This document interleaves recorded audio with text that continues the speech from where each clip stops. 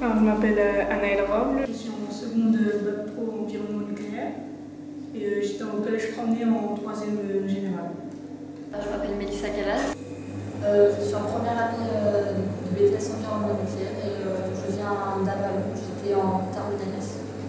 Je m'appelle Charline Moreau, je suis en première année de BTS environnement nucléaire et juste avant j'ai fait un bac STI génie électronique. En quoi consiste cette formation? À nous préparer à être chargé de travaux après. Où donc? En centrale. Première année de bac pro, on doit chercher un métier, un stage pour le BEP de maintenance qu'on passe avant le bac pro. Ils nous ont dit soit en électricité, en mécanique, en maintenance de machines. Je pars en stage fin mai jusqu'au mois de juillet. On fait de la pratique et de la théorie, mais la pratique se passe ici au lycée en atelier soit nucléaire ou mécanique. Alors nous sommes en BTS environnement nucléaire au lycée Longblum au Creusot. On a des cours théoriques et ensuite on passe la pratique sur le chantier école qui est juste derrière. Et on aura une formation, c'est une formation de 4 semaines? Ouais, c'est ça. Formation de 4 semaines en centrale. On passe les habilitations aussi, comme les bac pro. D'accord. En fait, les habilitations, c'est pour pouvoir travailler sur certains matériels. Par exemple, on ne va pas travailler sur du matériel électrique comme ça, sans être au courant des risques ou sans avoir justement l'habilitation.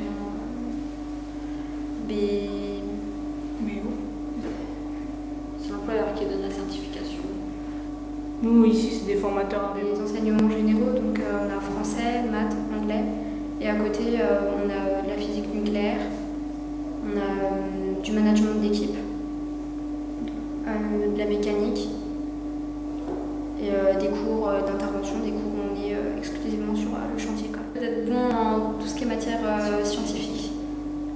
D'accord. Mais après, c'est pas grave parce qu'en fait, on repart du tout début. Donc, on est plus à l'aise dans les matières théoriques que la pratique. La pratique, ça change. Et ça vous plaît? C'est un peu pour ça que je suis venue, pour changer un peu de la théorie, puisque la théorie.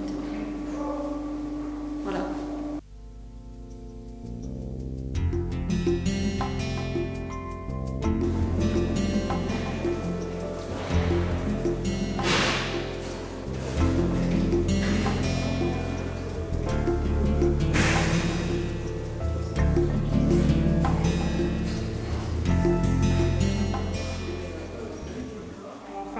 Quand il y a eu les portes ouvertes au lycée, je suis venue voir, puis ça m'a plu. Du coup, j'ai voulu m'inscrire. Pas de sélection particulière. Il y a 13 garçons et je suis la seule. Ça se passe plutôt bien, ils sont gentils, puis des fois, vu que c'est moi qui arrive plus qu'eux, ils me donnent tout le temps conseil, surtout sur la théorie. Elle a eu peur, c'est de me retrouver toute seule avec des garçons. Mais quand je suis arrivée ici à la rentrée, j'en connaissais déjà pratiquement la moitié. Donc ça l'a plutôt soulagée après. Et votre père? Oh non, lui il était content. Il disait ça change au moins avec des bacs pro commerce, esthétique ou autre. J'ai tapé dans l'énergie, puis j'ai trouvé le nucléaire, j'ai trouvé le lycée Longblum, et puis je l'ai mis dans mes choix. Enfin, au fur et à mesure du temps, je l'ai monté dans les choix parce que j'ai vu que c'était là où il y avait le plus de débouchés. Et vous aviez au départ envie de travailler dans l'énergie? Non, pas spécialement. J'avais mis un peu de tout. Qu'est-ce que c'était les autres choix?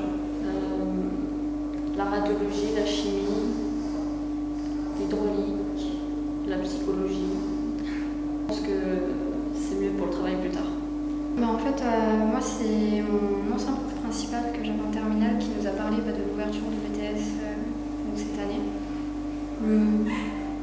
Le nucléaire, en fait, ça m'a plu.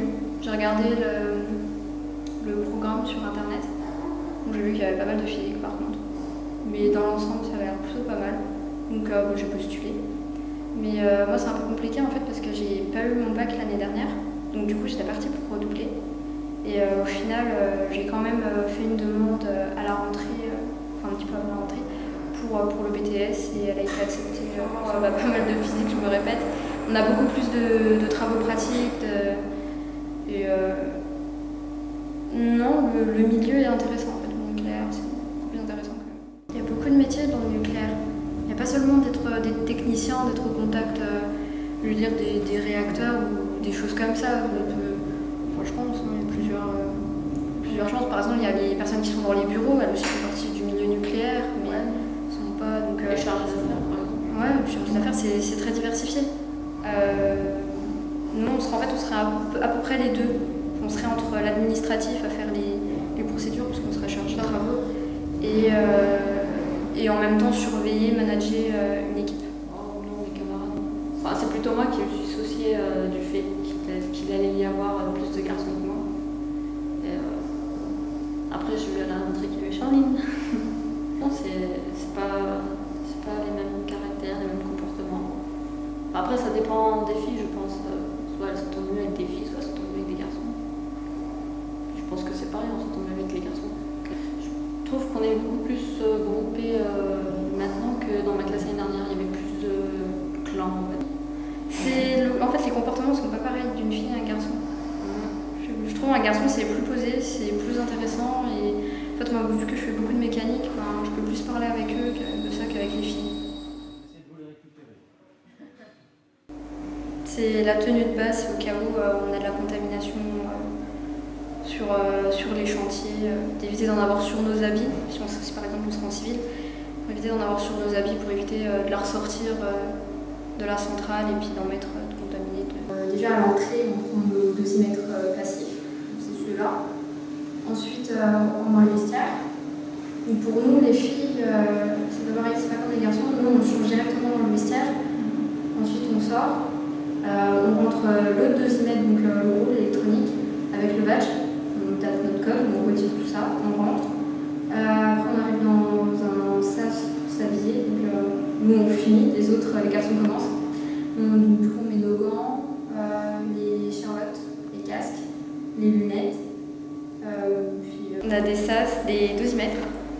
Voilà, on a deux. Puis on passe les portiques aussi. Ouais. Le C1, le C2, le C3. On a des zones sur le chantier, des zones où il y a plus de contamination que d'autres. Et par exemple, si on a quelque chose à écrire dans une zone qui est contaminée, on va devoir ressortir. Donc il y aura toute une procédure à faire pour ressortir et puis se trouver un point vert à l'ARA, on appelle ça. Donc c'est un point vert où la contamination est beaucoup moins importante. Minutieux aussi. Faut bien réfléchir à tout ce qu'on fait. Ouais. Faut bien se concentrer pour pas en oublier un bout, parce que la moindre chose oubliée, ça peut avoir un gros impact sur la centrale.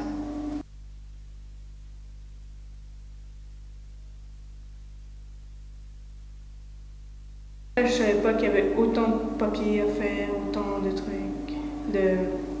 Mais à chaque travail qu'on doit faire ou d'intervention, on a souvent 5-6 pages à remplir avant de commencer et après.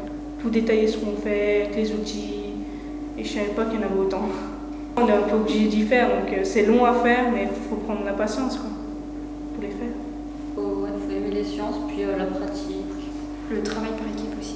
Parce qu'on bosse beaucoup, on travaille beaucoup par équipe avec des personnes. On n'est pas tout seul. Et de la curiosité, je dirais. Le plus, c'est que c'est mieux payé. On a une bonne paye. Après, voilà, faut partir. Il y a les mutations. C'est sûr que c'est pas tout à côté de chez nous.